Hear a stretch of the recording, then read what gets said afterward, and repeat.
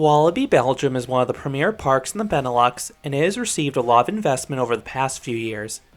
This has included multiple roller coasters, including the new for 2021 Intamin Mega Coaster in Kondaa. I recently visited the park for the first time, so in this video, I will rank this park's top 15 rides and attractions. Before starting the list, I want to note two attractions that will not be included. First, Vampire will be nowhere near this list.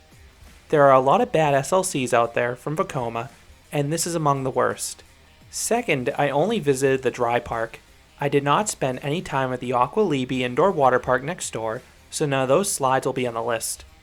Starting off this list at number 15 is Spinning Vibe.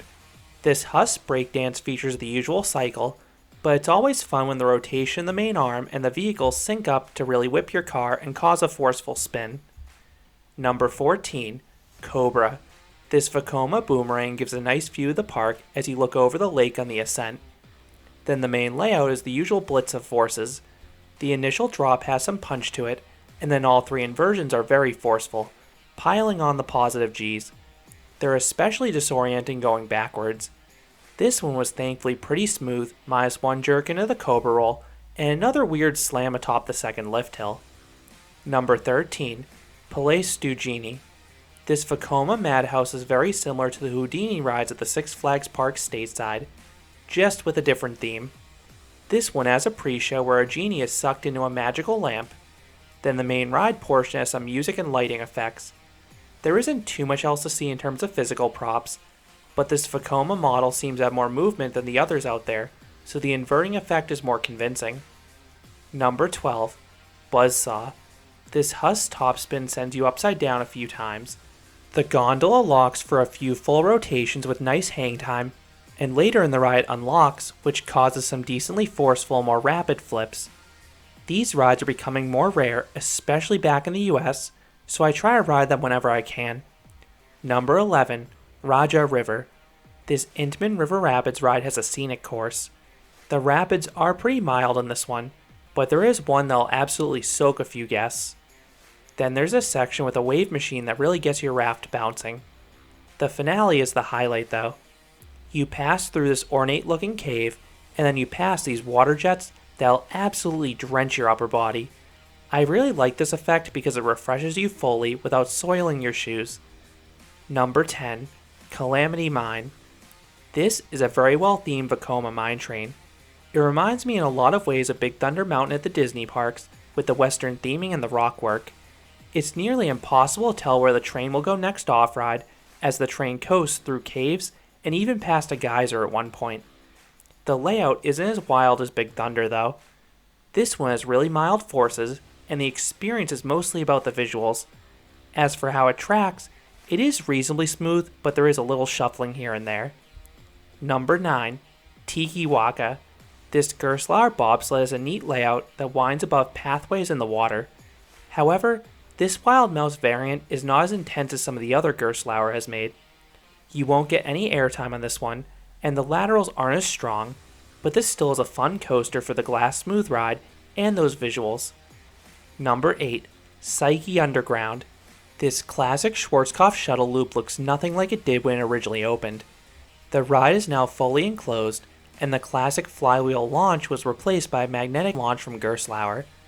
That launch has a little pull to it, but nothing like the old flywheel. The subsequent loop is very forceful and disorienting, especially since it's indoors. Then the forward spike has some nice weightlessness, especially if you're further up in the train. You do brake way too hard before the backward spike to get any sensations there, unfortunately. While the ride was toned down with the refurb, the theming is really cool between the lighting and catchy soundtrack. Number 7, Flashback. This mock log flume features a pretty involved layout. You start through a tunnel decked out with lights. Then you have two smaller drops, including a decent one you take going backwards. But the highlight of the experience is the final plunge.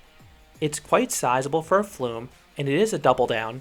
You get some really good floater airtime on the second hump. It really shocked me. Just watch out for the landing though, because this flume is really hard seats. Number 6, Pulsar. This mock Power Splash is an intriguing shuttle coaster. The launches have more kick than some of the other mocks out there, particularly in the third one when you're folded over the restraint. Then this ride also has some nice airtime. The middle hump gives really nice floater airtime after the third launch. Then you get good weightlessness on the spikes, and I particularly like how the backwards one is profiled. You get the usual weightlessness at first, then the hump midway down transitions the airtime into better floater. The ride culminates in a massive final splash. Those on the edges will get way wetter than those in the inside seats, so definitely plan accordingly. Number 5, Dalton Terror. This Intamin drop tower offers a really nice view of the entire park, and I particularly liked facing Kondaa. Then you have a thrilling drop. You release with no warning, and you get good float the whole way down, plus a decent stomach dropping sensation.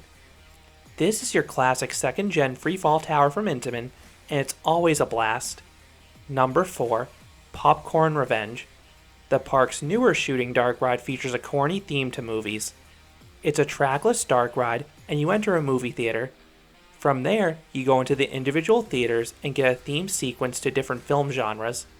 The animation is understandably cartoony, but it looks pretty good, and the guns work flawlessly, and there's plenty of targets to take aim at.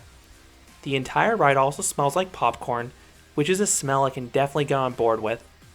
Number 3, Loop-Garou. This Vekoma wood coaster really surprised me. I heard a lot of bad things about this ride. Was it bumpy? Oh yes. But those seats are cushioned like the old GCI Millennium Flyers, so they effortlessly absorb the blows. What shocked me was the airtime. The restraints are really freeing, and in the back car, this rides some really nice floater airtime. The moments were more sustained than other wood coasters, and the final turnaround even mixed in an ejector pop for some variety. Number 2, Challenge of Tutankhamon. The park's older shooting dark ride is one of the best of the genre. I was blown away how large and detailed the set pieces were in this attraction. At one point, you pass these giant statues that emit fire. This attraction could stand on its own without the shooting mechanics.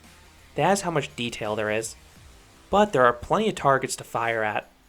It is a bit trickier than some of the other shooters, but you do have laser sights to help, and most of the targets seem to work. And to give the attraction re-ride value, there are 2 different endings depending upon your score. And coming in number 1 is Kondaa. Walibi Belgium really needed a signature roller coaster, and they most certainly got it in Kondaa. This Intamin mega coaster is not only the country's best roller coaster, but it's one of the best rides in the world. The ride is the perfect marriage between Expedition G-Force and Steel Vengeance. The ride starts with one of the best first drops in the world. The powerful ejector airtime and vicious lateral combination is breathtaking. Then the first 2 camelbacks deliver incredible and sustained ejector airtime. Kondaa then features a unique turnaround section in the middle before kicking off a rapid return run. Picture the quick flurry of bunny hills on RMC offering the abrupt pops of airtime, but replace the inversions with the prototypical Intamin hyper bunny hills that give you sustained ejector airtime. It is a delectable combination. This is one of the best paced coasters in the world, and it's super rideable between the amazing elements and the smoothness. Oh, and this ride is also the full package with some nice theming around the attraction and the station. I have an entire review, but this ride alone is worth a trip to Walibi Belgium. So those are the top 15 rides and attractions of Walibi Belgium. I think this park has a well-rounded lineup. Now the coaster quality top to bottom may not be as strong as some other parks of comparable size, but you have a true standout in Kondaa, plus some great non-coasters to offer some complimentary experiences. What are your favorite rides of this park? Let me know down in the comments. If you enjoyed this countdown, I'd appreciate it if you gave this video a like, and you considered subscribing, because there'll be a lot more roller coaster and amusement park videos here at Canopy Coaster. Thanks for watching.